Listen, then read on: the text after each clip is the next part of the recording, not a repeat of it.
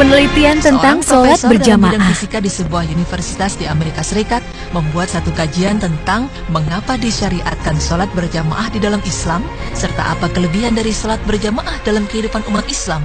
Dari hasil penelitiannya, menurut sang profesor, tubuh manusia terdiri dari dua muatan elektrik, yaitu muatan positif dan muatan negatif. Dalam perjalanan hidup manusia setiap harinya, semasa kita bekerja, beribadah, atau istirahat, kita banyak menggunakan tenaga. Dan dalam proses ini, berlaku pertukaran muatan-muatan positif dan negatif, yang menyebabkan ketidakseimbangan muatan-muatan tersebut di dalam tubuh kita. Ini menyebabkan kita merasa letih dan lesu apabila kita selesai menjalankan aktivitas-aktivitas harian kita. Muatan-muatan ini perlu diseimbangkan untuk memulihkan kondisi badan kita kembali normal, agar kembali segar dan dapat menjalankan aktivitas-aktivitas lain tanpa gangguan. Lalu apa kaitannya dengan sholat berjamaah? Kait dengan sholat berjamaah, timbul satu persoalan di benak profesor tersebut. Mengapa dalam Islam disyariatkan untuk sholat secara berjamaah?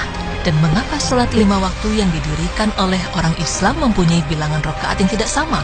Zuhur 4 rakaat, Asar 4 rakaat, Maghrib 3 rakaat, Isya 4 rakaat, dan Subuh 2 rakaat.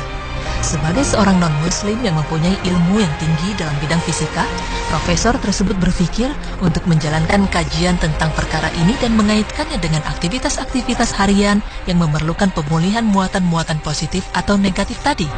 Pertama sekali, sang profesor mengkaji kaitan jumlah rakaat dan sholat berjamaah dan fungsinya dalam menyeimbangkan muatan-muatan elektrik di dalam tubuh manusia.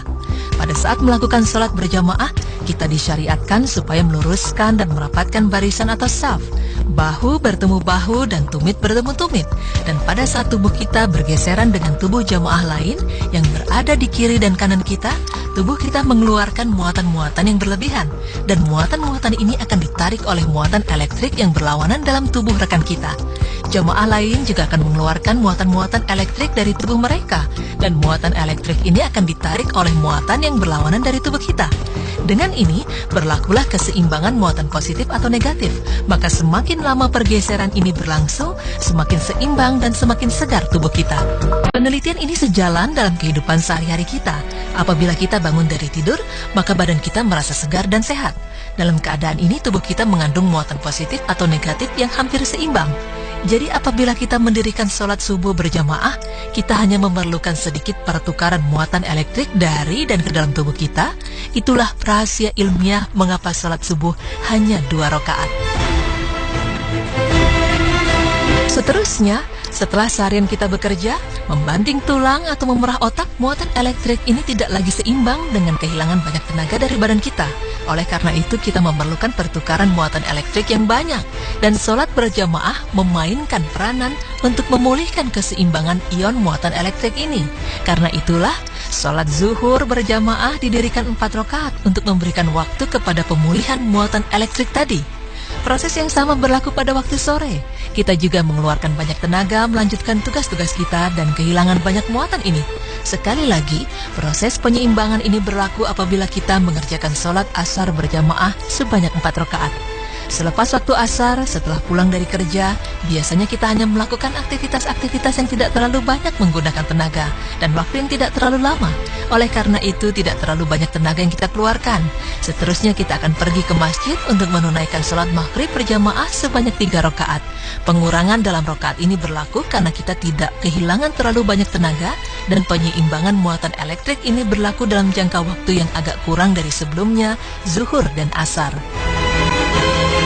Kemudian, timbul persoalan di benak sang profesor. Mengapa sholat isya didirikan 4 rakaat?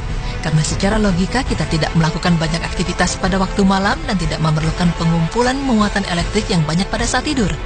Setelah melakukan pengkajian lebih mendalam, profesor menemukan rahasia ilmiah di balik jumlah rakaat ini. Ya, seperti yang kita pahami, umat Islam sangat dianjurkan supaya tidur pada awal waktu malam dan bangun di sepertiga malam untuk menunaikan sholat-sholat sunnah, terutama sholat sunnah tahajud. Jadi dari fakta ini, profesor tersebut menyimpulkan bahwa sholat isya berjamaah sebanyak 4 rakaat dapat menyediakan penyeimbangan muatan elektrik dan pengumpulan tenaga yang cukup untuk kita bangun pada waktu sepertiga malam dan menunaikan sholat tahajud. Wallahu a'lam bishawab.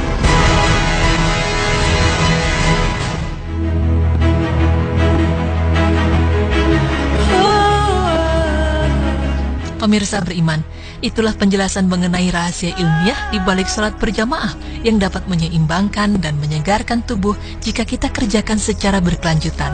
Dari penelitian yang ditemukan Profesor tadi, dapat kita simpulkan bahwa segala amalan dan perintah Allah sebenarnya mempunyai hikmah yang tersirat untuk kebaikan umat Islam itu sendiri. Sungguh hanya Allah lah yang Maha mengetahui segala sesuatu.